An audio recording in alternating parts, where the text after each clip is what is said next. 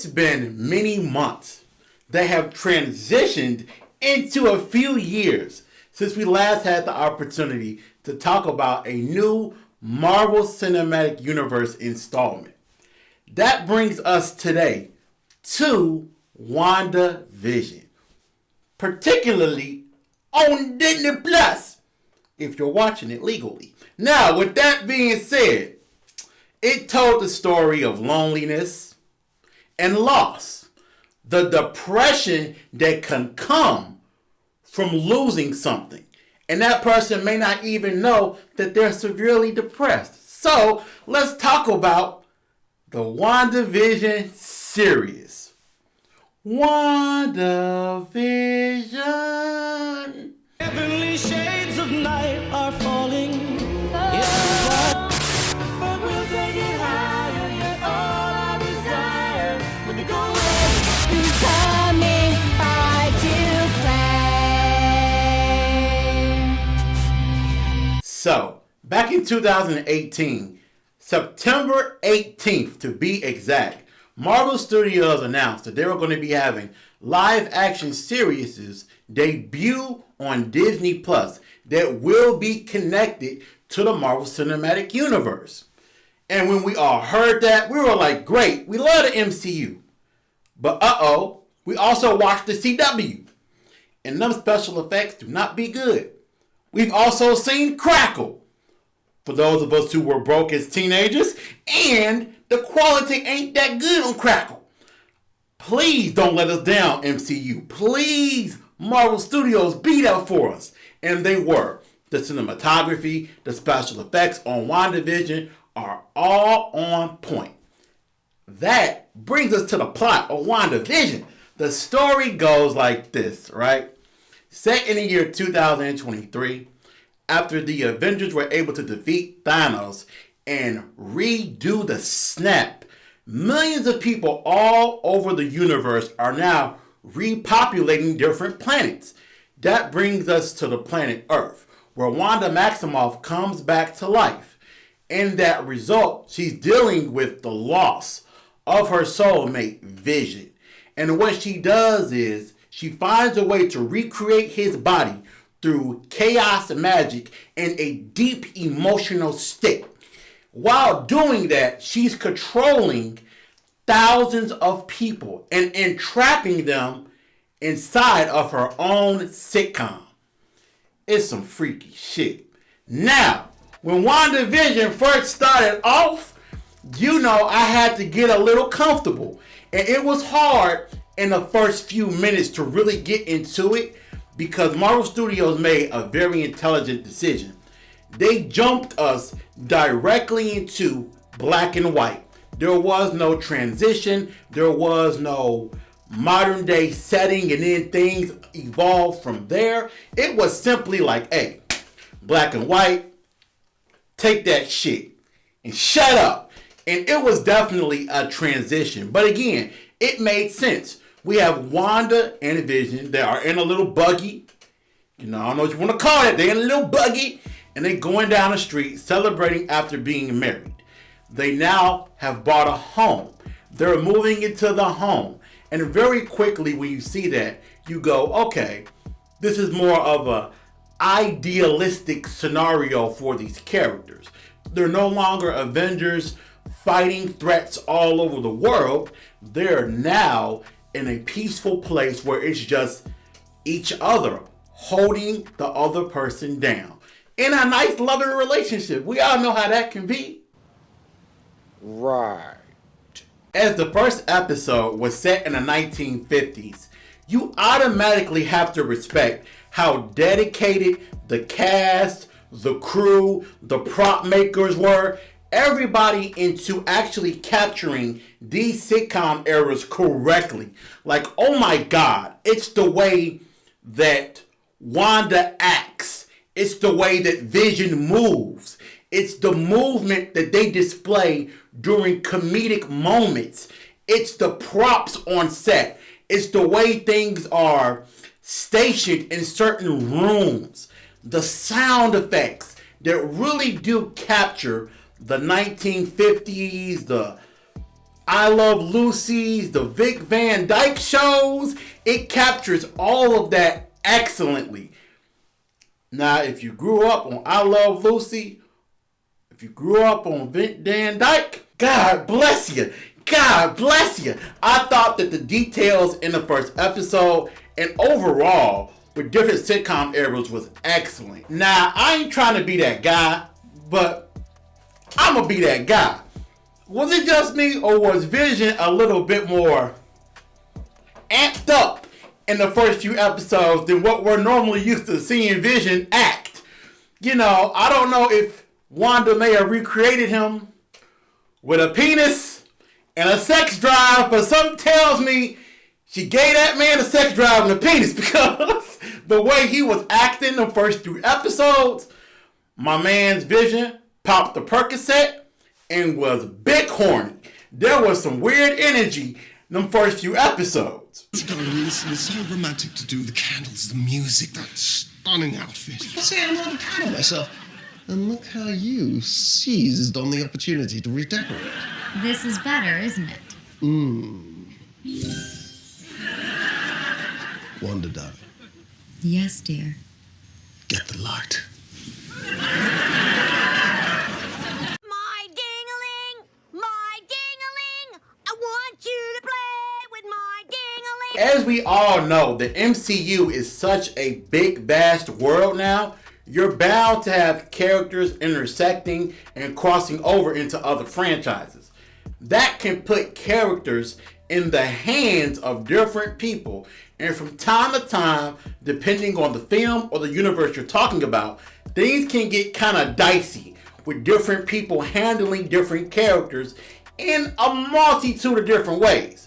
But for WandaVision, I thought the turns the characters took was right on point. And we're talking beyond Wanda, beyond Vision. When you look at Randall Park, who came back to play Jimmy Woo, this was a character that I think everybody watching this was instantly rooting for. And honestly, we wanted more of Jimmy Woo from Ant-Man and the Wasp. In that movie, you kind of didn't like him. But in this, you really vouch for the character. I can't wait to see more of him. That brings us to somebody that I was nervous about this person being here. Kat Dennings, who one of my babies. You know, we gotta look out for my babies. Kat Dennings.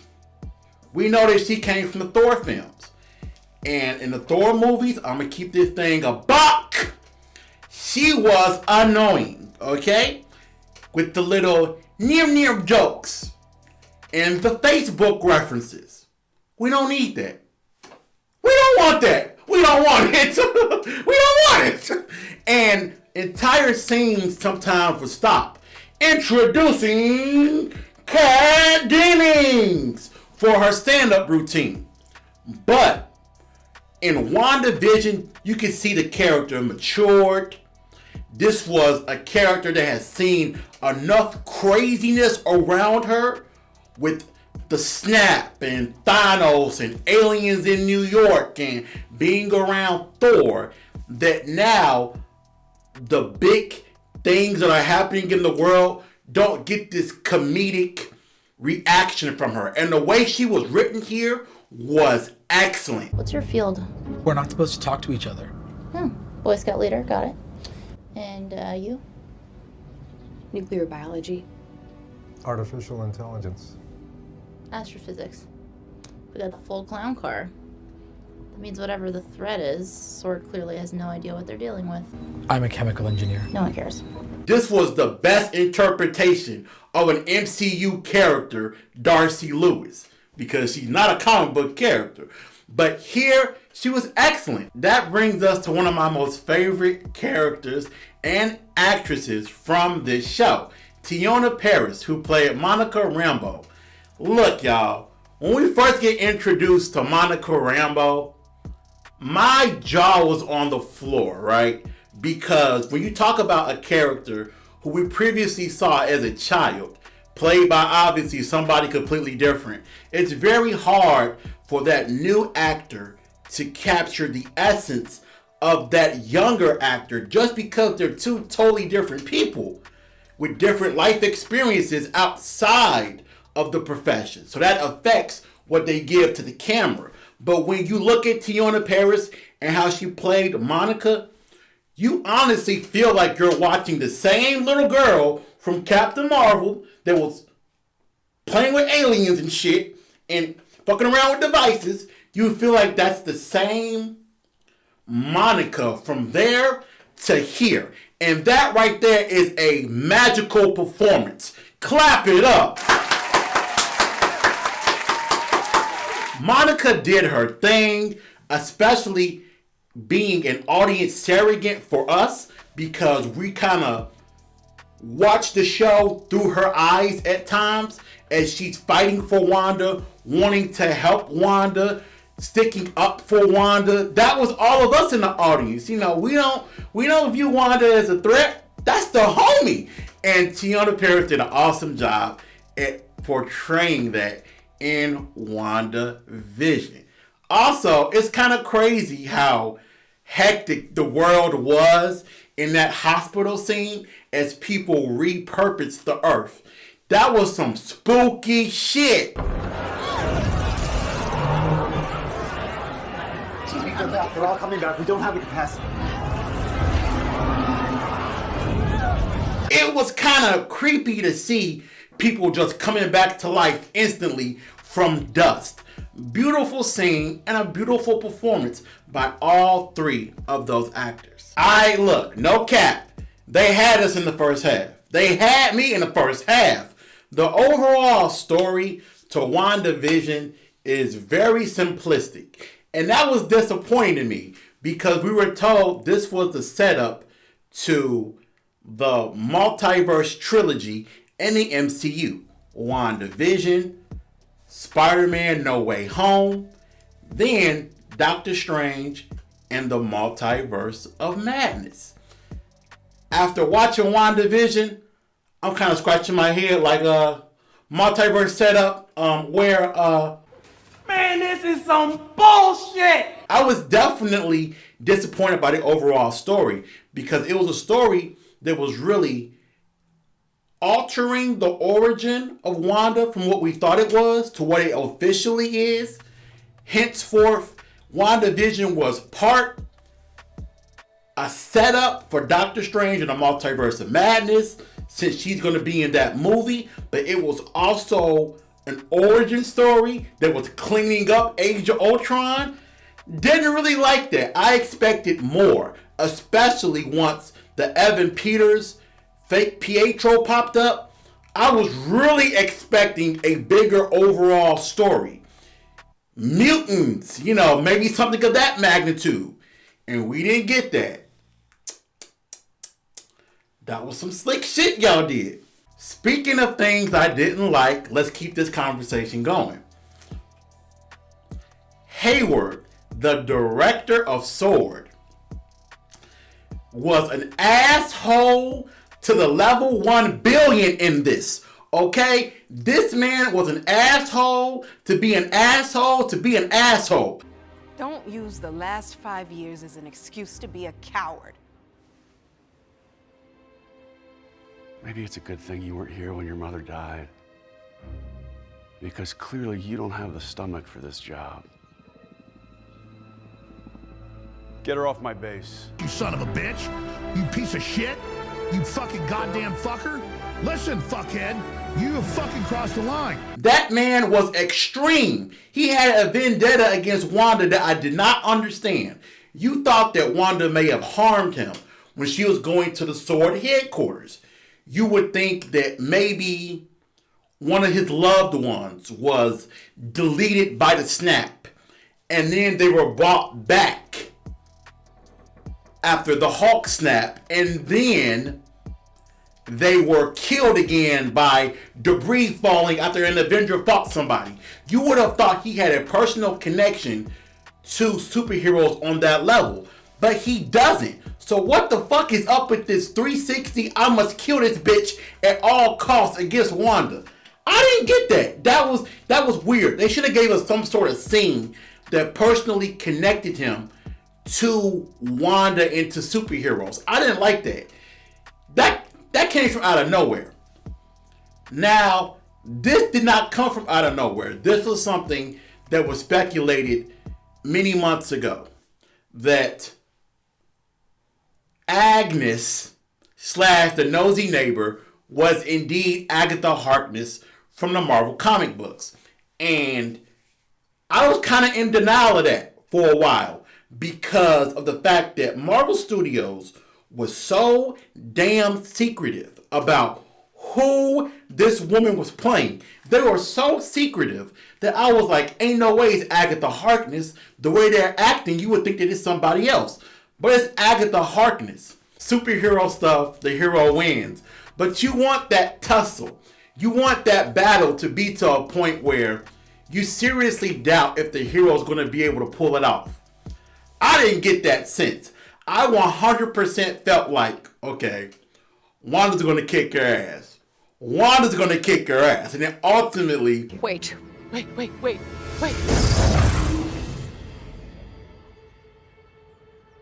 Hiya, hun. Say, that's some kind of getup you're wearing.